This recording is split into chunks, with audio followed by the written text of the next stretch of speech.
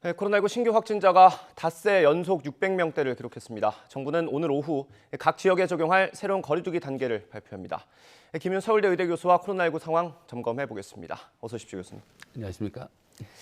네, 이 확진자가 많이 주는 것 같더니 다시 500명대 올라왔습니다. 네, 상황 어떻게 그렇습니다. 보세요? 예, 지난 주말 이제 300명대 뭐 중반, 300명대 후반대를 기록하던 숫자가 예. 다시 이제 600명대를 계속 닷새째 기록하고 있어서 예. 다시 늘어나는 거 아니냐라는 이제 불안감을 가질 수는 있는데 예.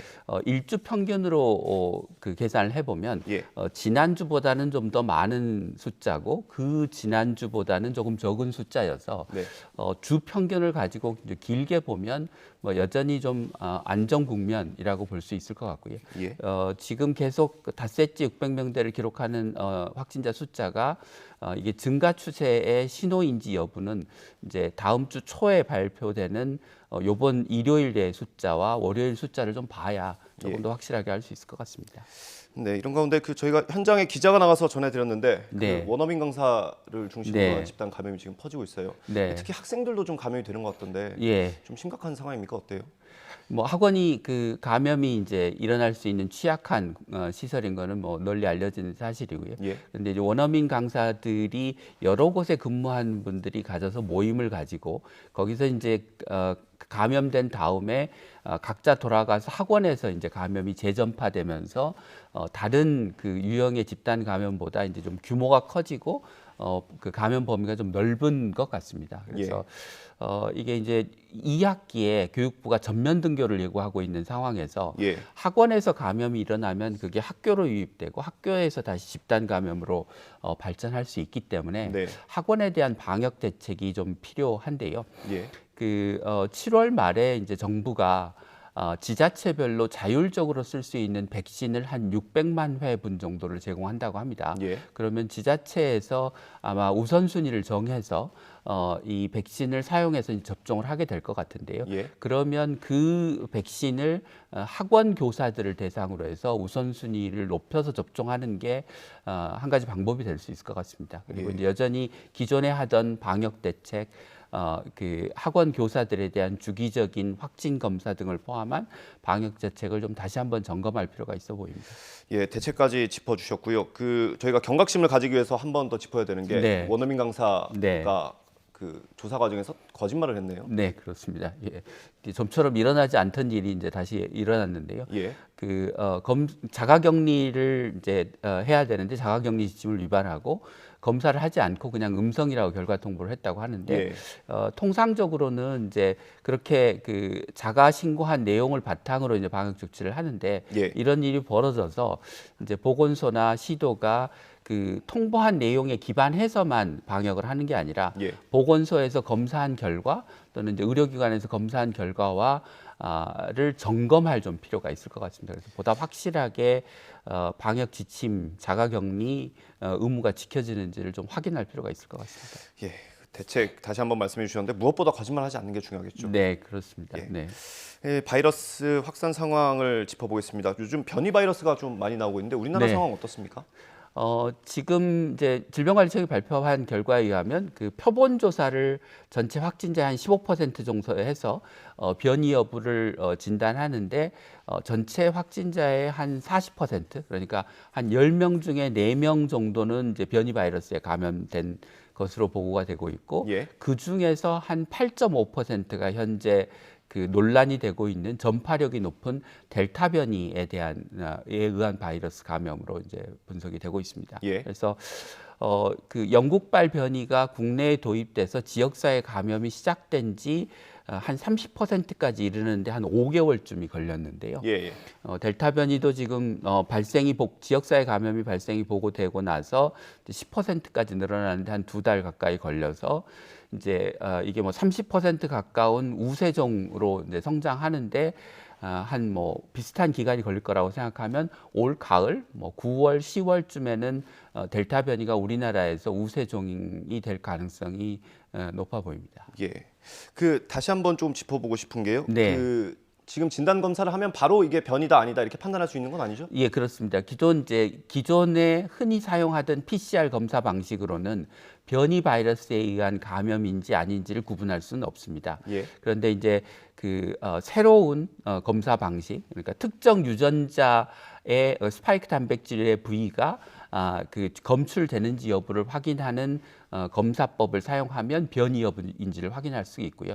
보다 정확하게 알기 위해서는 전장 유전체 검사라고 하는, 그러니까 바이러스 전체의 염기 서열을 분석하는 방식을 이제 사용해야 합니다. 예, 지금 정부가 변이 바이러스, 델타 변이 바이러스만 보면 190건 정도라고 네. 지금 판단하고 있는데 네. 이게 확진자 전체를 검사한 건 아니죠? 네, 확진자 전체를 검사한 건 아니고 앞서 말씀드린 대로 확진자의 한 15% 정도를 표본 추출을 해서 질병관리청이 검사를 하고 있는데 예. 그 표본 추출한 검사 건수 중에서 이제 그만큼의 숫자가 나왔다는 것입니다. 그래서 전체적으로 그 전체 확진자에서 어느 정도의 숫자일 거냐를 추정해 보면 아마 전체 확진자의 단순 계산을 해보면 한 4% 정도. 예. 그러니까 하루 500명 정도의 확진자가 발생한다고 하면 한 20명 정도의 그 델타 변이 바이러스 감염이 지역 사회에 현재 발생하고 있다 이렇게 추정할 수 있을 것 같습니다. 예.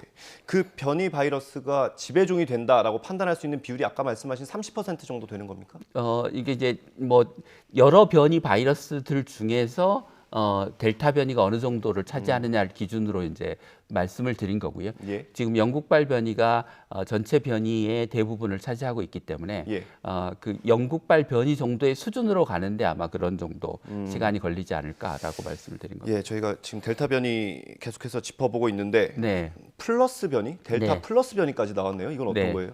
그러니까 델타 변이가 그 스파이크 단백질의 주요한 변이 두 가지를 가지고 있는데요. 예. 거기에 이제 하나가 더 추가가 된 변이입니다.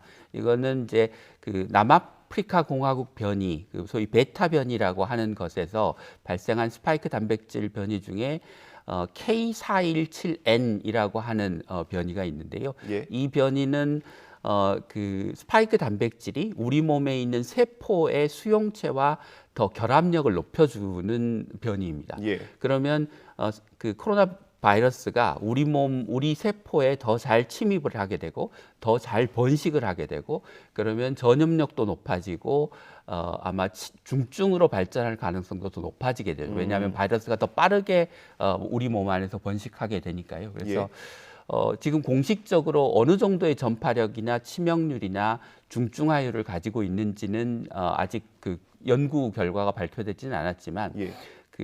앞서 말씀드린 베타 변이, 남아공 변이의 변이 특성을 이어받을 것으로 생각하기 때문에 예.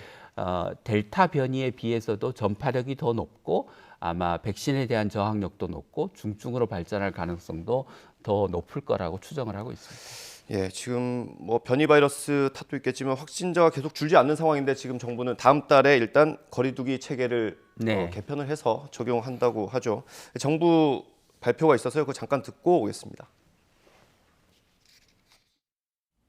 자치단체에서는 집단 감염 위험성이 큰 시설 종사자에 대한 진단검사 행정명령 검토와 현장 집중 점검을 포함하는 선제적 방역 대책을 조속히 시행해 주시기 바랍니다. 아울러 정부와 자치단체는 오는 7월 1일부터 2주간을 방역 현장 특별 점검 기간으로 정하고 예방적 방역 관리 활동을 강화해 나가도록 하겠습니다. 교수님 오늘 오후에 뭐 거리두기 단계가 발표된다고 하는데 네. 뭐 수도권은 2단계, 다른 지역은 1단계 이렇게 전망을 하십니까? 어때요? 네, 뭐 정부가 이미 여러 차례에 걸쳐서 단계 개편안을 발표했고 예. 그 기준안에 의하면 말씀하신 대로 수도권은 2단계, 그 이외의 지역은 1단계에 해당하게 됩니다. 예. 그 지금 정부가 방점을 둔 게 지자체 책임과 권한을 좀 주겠다라고 네. 했는데 이게 자칫 좀 지역별로 너무 편차가 심하면 이렇게 몰려가는 사람들이 몰려다니는 그런 형태의 일들이 있지 않을까 좀 우려되긴 하는데. 뭐 지자체에 자율권을 주는 게 이제 단계 조정의 그 자율권과 그다음에 이제 이 새로운 거리두기 개편안의 시행 시기와 관련된 자율권을 우선적으로 준다는 것인데요. 아마 그 확진자 수가 많아졌는데 단계를 올리지 않는 그런 권한까지 줄 것 같지는 않고 예. 상대적으로 이제 낮은 단계인데 일부 지역에서 확진자 수가 많이 발생하거나 하면 부분적으로 단계를 더 올리거나 방역 조치를 특정 시설에 대해서 더 강화하거나 하는 등의 이제 자율권을 줄 걸로 생각이 됩니다. 그래서 예. 이게 전체 국가 방역 체계의 어떤 일관성을 깨트리는 정도의 어떤 자율성이라기보다는 예. 그 일관성을 유지하는 범위 내에서 각 지자체의 상황에 맞는 방역을 하라는 그런 뜻으로 하면 될 것 같습니다. 예.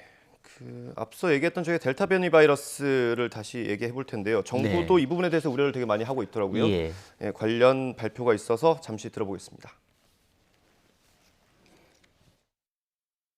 외국 상황은 델타 변이에 의해서 확진자 증가, 전파력 증가 뭐 이런 양상들이 보인 반면에 국내에서 아직 초기 단계 아닌가 이런 상황 평가를 하고 있고 예의주시하고 면밀하게 모니터링하면서 그에 맞게 이제 조정이 필요한 부분에 있어서는 적시에 조정할 예정에 있음을 그렇게 알고 있습니다. 일단 우리나라에서 지배종이 된 상태는 아니고요. 델타 네. 변이 바이러스가요. 근데 걱정이 되는 건 지금 맞는 백신이 이 변이 바이러스에 어느 정도 효과가 있는지 네. 거든요. 어떻습니까? 다행스럽게도 델타 변이에 대해서도 기존 백신이 효과적인 것으로 알려져 있습니다. 지금 이제 값이 나온 것은 파이자와 아스트라제네카 두 개 백신인데요. 예. 파이자 백신인 경우는 기존 그 코로나 바이러스에 대한 면역 효과와 거의 유사한 수준, 한 2~3% 정도 낮은 수준에 불과하고요. 아스트라제네카는 한 20% 정도가 낮긴 하지만 60% 정도로 이제 굉장히 높은 수준입니다. 근데 단 이제 한 가지 차이는 1차 접종만으로는 예. 이 변이 바이러스에 대한 효과가 상당히 떨어진다는 겁니다. 그래서 예. 기존 코로나 바이러스에 대해서는 1차 접종으로 뭐 낮으면 한 60%, 높으면 한 80%의 면역 효과가 있었는데 변이 바이러스에 대해서는 30%대 정도의 그 면역 효과밖에 없어서 예. 반드시 2차 접종을 받아야 된다고 하는 게 더 중요한 사항입니다. 예, 그만큼 백신 접종의 속도를 좀 내야 될 것 같고요. 네. 전 세계적으로 지금 델타 변이 바이러스가 많이 확산하고 있는데 저희가 앞서 보도도 해드렸는데 이스라엘이 마스크를 벗었다가 다시 썼잖아요. 네. 그 관련해서 보니까 2차 접종까지 마친 사람의 절반 정도가 지금 확진됐다. 네. 그러니까 확진자 가운데 2차 네. 접종을 한 사람들도 있더라. 절반 네. 정도가. 예. 그렇다고 하는데 이건 어떤 경우예요?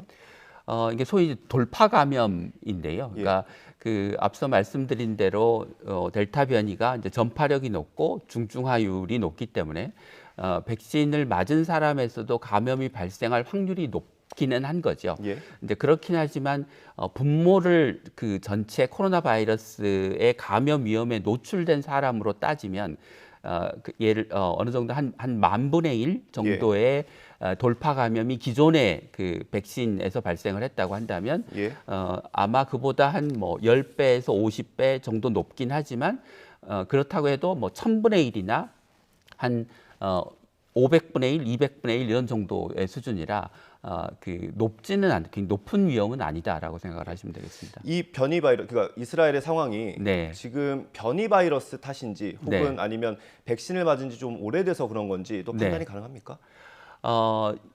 뭐 그런 판단을 낸 보고서는 본 적은 없는데요.